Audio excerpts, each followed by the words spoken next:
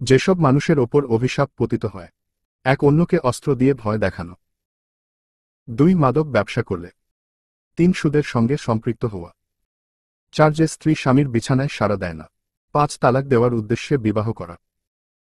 6 পবিত্র মদিনায় পাপ কাজ করা। 7 যে লোক তার মাতা পিতাকে অভিসম্পাত করে, আল্লাহ তাকে অভিসম্পাত করেন।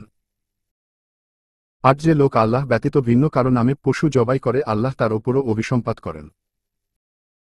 9 ওই ব্যক্তির ওপরও আল্লাহ অভিসম্পাত করেন, যে কোনো বিদাতি লোককে আশ্রয় দেয়। 10 যে ব্যক্তি জমিনের সীমানার চিহ্নসমূহ অন্যায়ভাবে পরিবর্তন করে, তার ওপরও আল্লাহ অভিসম্পাত করেন। 11 শরীরে উল্কি অঙ্কন করা। 12 চুরি করা। 13 নারী পুরুষ অভিন্ন পোশাক পরিধান করা।